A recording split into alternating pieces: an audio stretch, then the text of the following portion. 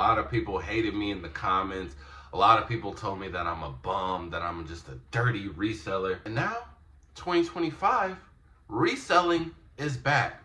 And now look, I'm not gonna lie. I've had my fun share of being a reseller. I've had my fun share of taxing single moms and every girl who did me dirty. It was a wonderful time. I was selling Panda Dunks for 300 men's 250 grade school. I'm not ashamed of what I did. However, I'm in a more mature state of mind, and I like to give back. So in today's video, I want to talk about why I say that resell is absolutely necessary for the sneaker game to drive. And it's not so more of the money aspect. I just think overall resell actually is like the engine to a car. You can't really have both, and you might experiment with a Tesla or two, but we be seeing how they be messing up, even though I do want a Cybertruck. But I'm going to be explaining how resell is necessary, and we are seeing it with our own eyes in 2025, how the sneaker game has basically done a whole 180, and it's gearing up for essentially a new prime. So without further ado, let's get straight into it. Now, first, I want to start off with the shift that came from 2023/2024 to 2025. So if you weren't familiar, that has been happening over the last 2-3 years. 2023 and 2024 were the years where Nike, reselling definitely got out of hand. I'm not gonna say that, and I'm not gonna be just like ignorant to the fact that it got ridiculous. I'm gonna just put it at that, right? And so when it got to this, let's just say it's like a bubble, right? And the bubble just keeps on expanding until the point where it's about to pop. It got to the point where it got so big, and a lot of people were complaining, man, I just can't enjoy sneakers anymore. There's kids standing in line from the day that the release gets announced. There's so many bots online. I wish they would just release an unlimited amount of pairs so people can just choose what they want and we wouldn't have to worry about anything. And the complaints grew because society as a whole, and I don't want to get this deep into it, but a lot of people are just, we're getting to the point where a lot of people are just getting soft, right? They expect everything to be handed to them. They don't want anything to work for it. So being in this cancel culture, Nike's like, you know what, you guys are right, let's do it. Shoes for everybody. And so they just decided to release literally everything. Everything was at 1 million pairs, not exactly, but there was a lot of pairs just being for every single release. And what happened? What do you genuinely think happened? These shoes started to sit, these shoes started to go on sale.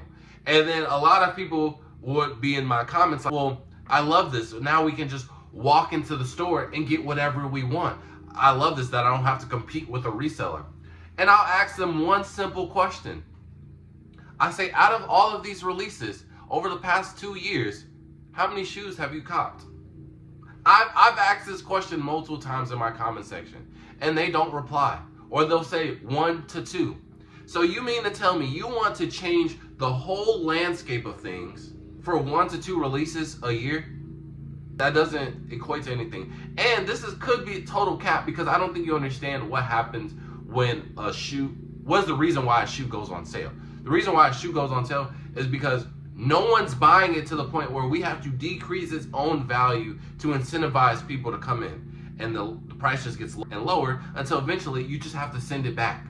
So that just shows you that no one is buying it because the sale, we have to literally lower its value to try and get you to come into the store. So it's not about whether you want it or not. So you're like, well, what does this have to do with resale?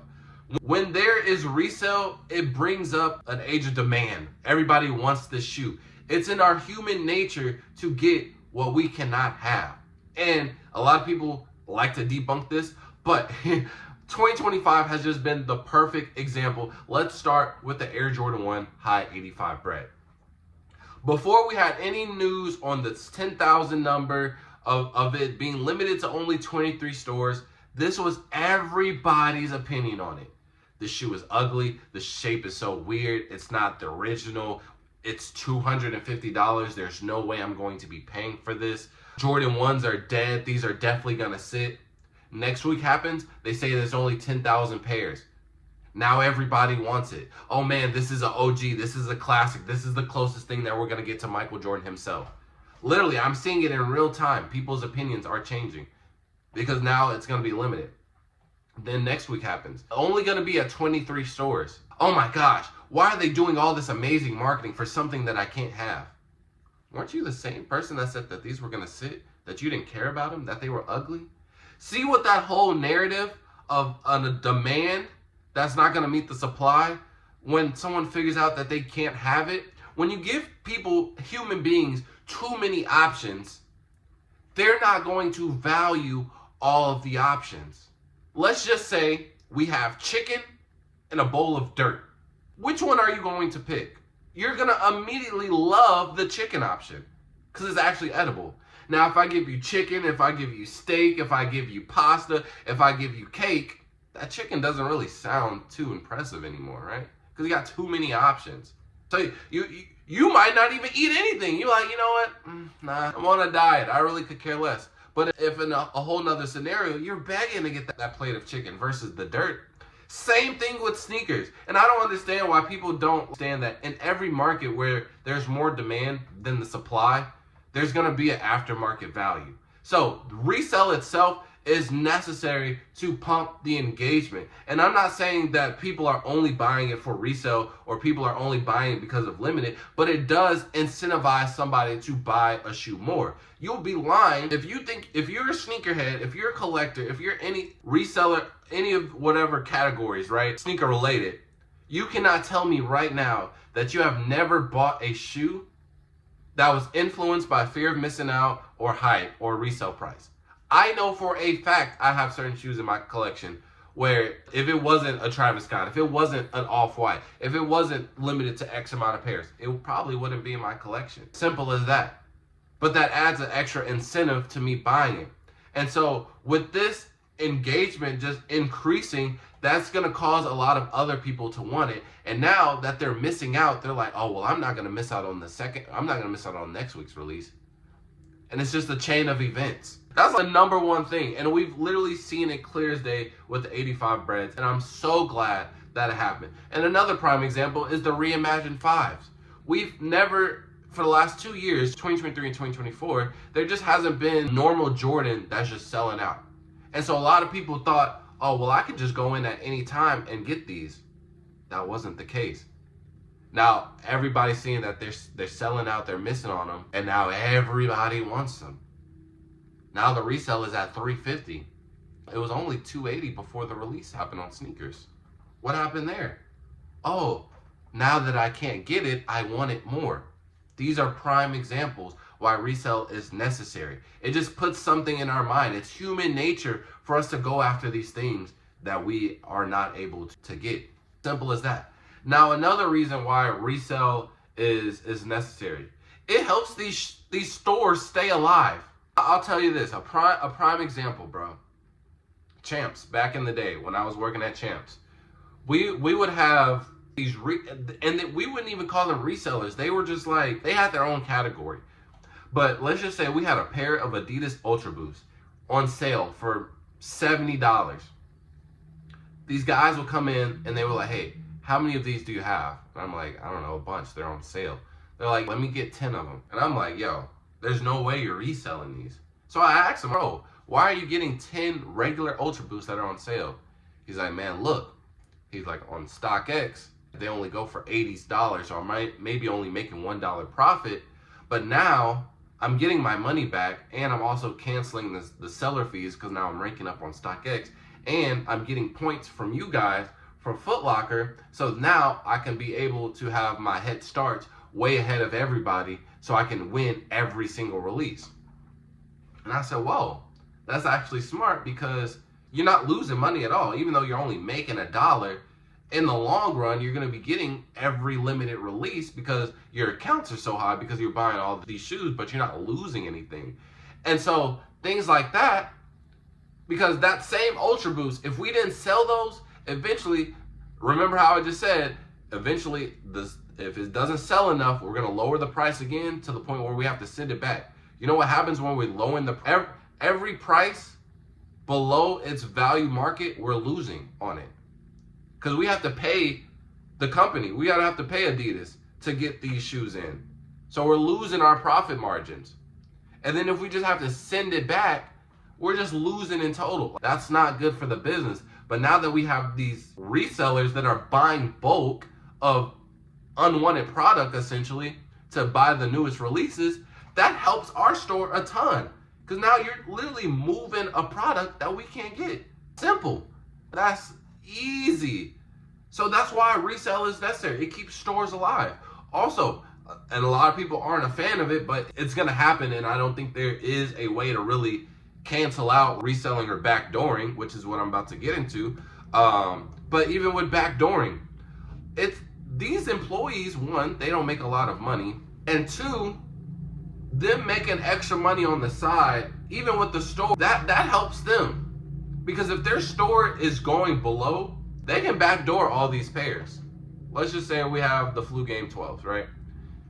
Retails what, $210, so give me $300 for each pair. So if I'm a store manager, right, and my store is just below, I'm splitting this profit in half. 45 goes in my pocket, 45 goes extra to the store. So that's basically 3 packs of socks. That's a shoe cleaner on every sale for a shoe. That makes your store look wonderful.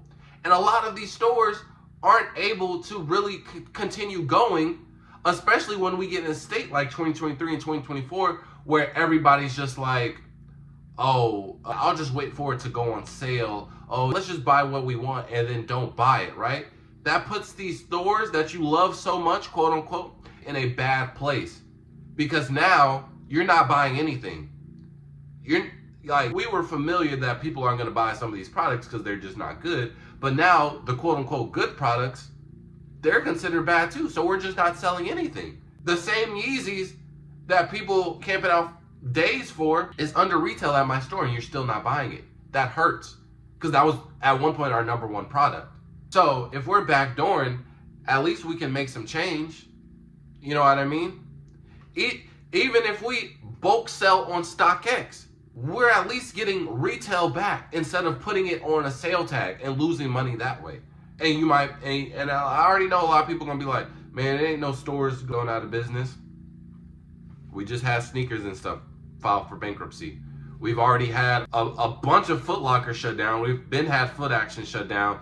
Champs is basically turning into an aerobics class at this point. There's a lot of shoe stores shutting down.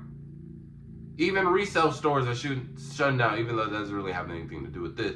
But shoe stores in general are shutting down because they're not able to pay these bills. Why? Because everybody's in just, oh, I'll wait for it to be on sale, or I'm not really as excited to get these shoes as I once was. And now you realize nobody's coming to these stores. So the one shoe that you want out of the year, because it's just so limited, and you just swear, oh no, this is the product that I want because I genuinely love Travis Scott. Sure, buddy. Well, they might not even make it to their Travis Scott release because they're so stockpiled on inventory. Bro, they gotta make their dues, bro. Like, resell is 1,000% necessary in the game. It's an engine that keeps the game going.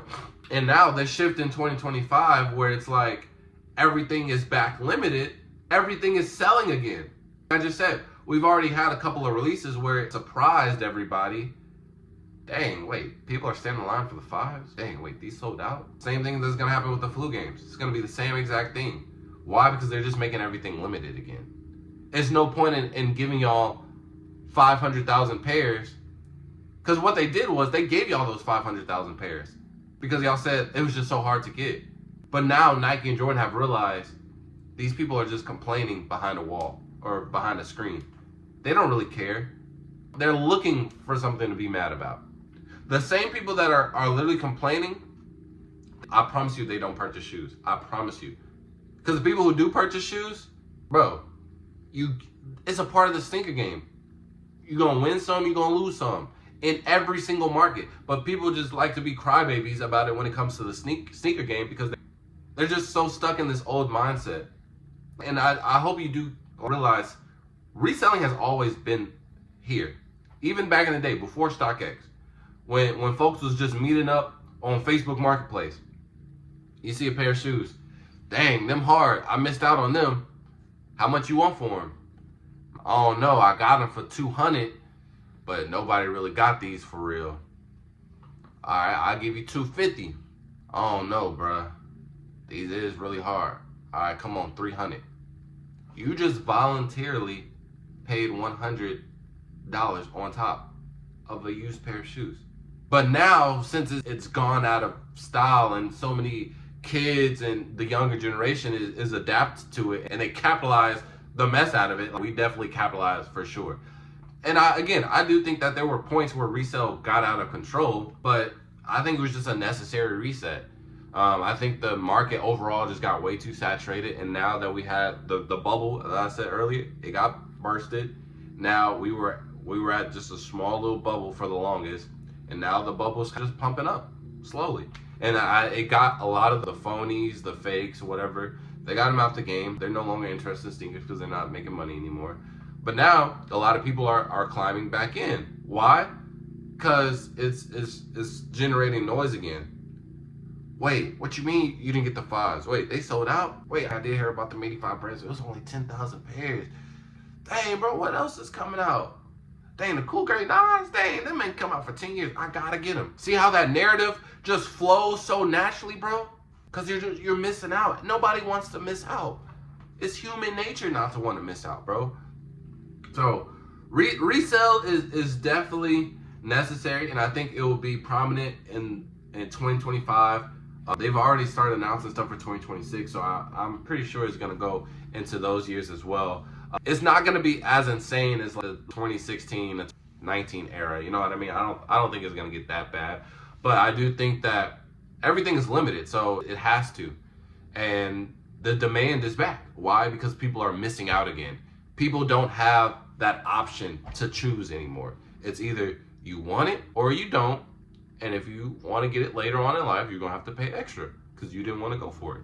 Simple.